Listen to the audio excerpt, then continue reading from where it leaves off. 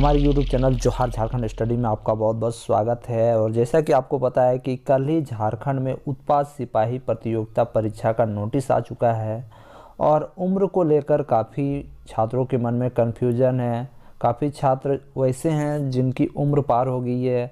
आप लोग जानते हैं कि ये जो फॉर्म था पहले ही आया हुआ था, और कुछ लोग ऐसे हैं जो पहले फॉर्म भरे थे और अभी जब भरने जा रहे हैं वे, क्योंकि एज का कटअप रखा गया है दोस्तों 1 अगस्त, कितना रखा गया है 1 अगस्त 2022। तो इसमें क्या हो रहा है कि काफ़ी लोगों का उम्र पार हो जा रहा है। वैसे लोग जो पहले पास भी हो चुके थे, यानी जो अच्छा नंबर ला रहे थे, वो लोगों का भी उम्र पार हो जा रहा है। तो इसी विषय पे मैं डिस्कस करने जा रहा हूँ कि क्या कुछ अभी आप लोगों को करना चाहिए ऐसे स्थिति में, और झारखंड सरकार को क्या करना चाहिए।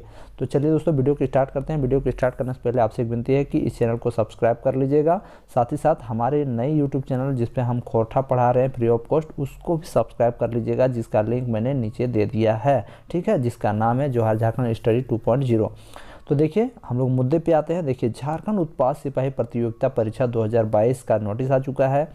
आप लोगों को पता होगा कि ये बहाली पहले ही आई थी 2018-17 में, और ये 18 में आई थी, और फिर ये रद्द होने के बाद फिर से फॉर्म भराया गया था। फिर रद्द होने के बाद एग्ज़ाम होने के बाद आंसर की आने के बाद ये रद्द हुआ था, और फिर से इसको निकाला गया है। कहा गया था कि इस पर बहुत ही प्रॉब्लम है, इसमें 13-11 वाला सिस्टम लगा हुआ है, नियोजन नीति गलत है, इसके कारण इसको रद्द कर दिया था। तो अब छात्र के मन में ये कन्फ्यूजन हो रहा है, क्योंकि काफ़ी छात्र जो पहले फॉर्म भरे थे उनको ये दिक्कत हो रहा है। क्या दिक्कत हो रहा है? एज को लेकर दोस्तों, क्योंकि एज तो आपका थोड़ी है, आपका ये सब बहाली रद्द होते रहेगा और कुछ भी होते रहेगा, लेकिन आपका एज तो बढ़ते ही रहेगा, घटेगा नहीं एज, ठीक है। तो देखिए यहाँ पर ये उत्पाद सिपाही का जो बहाली आया है, जिसपे एज का कटअप न्यूनतम 1/8/2022 तक आपका 18 साल हो जाना चाहिए, और अधिकतम 1/8/2022 तक कितना होना चाहिए वो दिया है। देखिए अनारक्षित वर्ग का 25 वर्ष रखा गया है, OBC 1 और 2 का 27 वर्ष रखा गया है,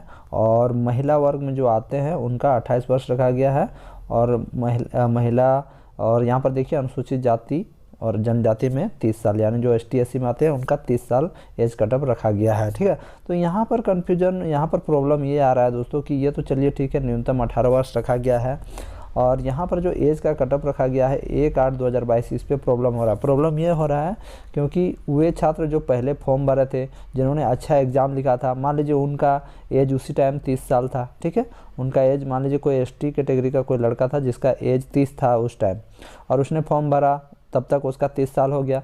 लेकिन अब रद्द होने के बाद 3 साल बाद इसका क्या हो जा रहा है, इसका 30 प्लस हो जा रहा है, क्योंकि ये 3 साल डिले हो गया तो इसका 33 साल हो जा रहा है, ठीक है। तो ऐसे में क्या हो रहा है कि अब ये छात्र अभी जब फॉर्म भरने जाएगा तो उसको अनएलिजिबल या उसे एलिजिबल नहीं माना जाएगा, क्योंकि उसका एज क्रॉस हो गया है। बहाली तो पहले की है लेकिन एज क्रॉस हो गया है, और एज का जो कटअप रखा गया है 1 अगस्त 2022। तो इस पर कन्फ्यूजन हो रहा है, छात्रों को कन्फ्यूजन नहीं, प्रॉब्लम हो रहा है। तो सरकार को ये करना चाहिए कि जो लोग पहले फॉर्म भरा था, इससे पहले जितने लोगों ने उत्पाद सिपाही का फॉर्म भरा था, उनको एज में छूट मिलना चाहिए, उनको फॉर्म भरने देना चाहिए, क्योंकि उसमें उनकी गलती नहीं, उन्होंने तब तक फॉर्म अप्लाई किया था जब तक कोई एलिजिबल थे, और एलिजिबल होने के बाद अभी आप कैंसिल कर रहे हो, फिर बाद में फिर से इसको निकाल रहे हो, तो तब तक तो एज पार हो जा रहा है, और एज आप रख दिए हो 25 साल, 27 साल, 28 साल और 30 साल। तो ये तो पहले भी था, ये आप लोगों ने इस पर कुछ नहीं किया, इस पर आपको करना चाहिए, क्योंकि ये बहाली पहले की थी, आपने इसको रद्द किया था तो आपको करना चाहिए। ऐसा सिर्फ इस पे नहीं, JSSC का CGL में भी हुआ है, CGL में भी अभी तक सरकार ने बढ़ाया नहीं है, इस पर भी केस किया जा चुका है। तो देखिए यहाँ OBC कैटेगरी का यहाँ 27 साल रखा गया है, ST SC का 30 साल रखा गया, महिला का 28 साल रखा गया। तो आप लोगों को जितने भी छात्र हैं, मैं उनसे कहना चाहूँगा कि आपको इस बात को उठाना चाहिए, नहीं तो सरकार नहीं ये आपका एज का जो कटअप रखा गया है, एज कटअप, ये नहीं कुछ करेगी सरकार। इसलिए इस बात को आपको उठाना ही चाहिए, और नहीं उठाइएगा तो फिर कुछ नहीं होने वाला है भैया, ठीक है। क्योंकि आपने फॉर्म भरा था तो सरकार तो ये सब में ध्यान नहीं देती है सरकार।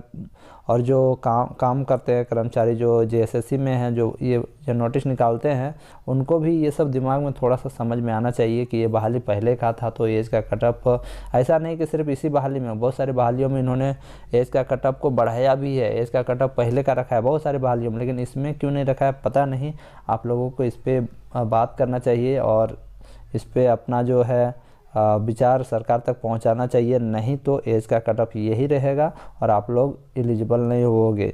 जो भी जिनका उम्र 30 से पार हो गया है वे एलिजिबल नहीं होंगे। इसलिए फ्रेंड्स आप लोग समझ लीजिए, जैसे ओबीसी का 27 साल है, जो ओबीसी का मान लीजिए उसी टाइम कोई जो भरा होगा 27 साल हुआ होगा, अभी उसका 30 हो गया होगा। मान लीजिए जिसका अनारक्षित वर्ग में 25 साल था, अभी उसका 28 हो गया होगा, ठीक है। और जो ST SC है वो उसका 30 हो गया होगा, ठीक है, मान लीजिए, क्योंकि उस टाइम के हिसाब से अगर 28 में कोई भरा था, कोई 27 में भरा था, कोई 25 में भरा था, तो सबका तो एज बढ़ते ही जाता है। तो इसीलिए आप लोगों को इस बात को उठाना चाहिए। सरकार से मैं ये विनती करता हूँ कि इस एज के कटअप को बढ़ा दिया जाए ताकि सबको मौका मिले। खासकर उन्हें मौका मिलना चाहिए जिन्होंने ये फॉर्म पहले भरा था, उनका एज पार भी हो गया है तो उन्हें मौका मिलना चाहिए, तभी उनके साथ भला होगा। फ्रेंड्स इस विषय में और भी कुछ आप कहना चाहते हैं तो ज़रूर कमेंट बॉक्स में कमेंट कीजिएगा और हमारे नए चैनल खोरठा वाला जो है उसको सब्सक्राइब कर लीजिएगा। फ्रेंड्स मिलता हूँ नेक्स्ट वीडियो में, तब तक के लिए जय हिंद, वंदे मातरम, जोहार झारखंड।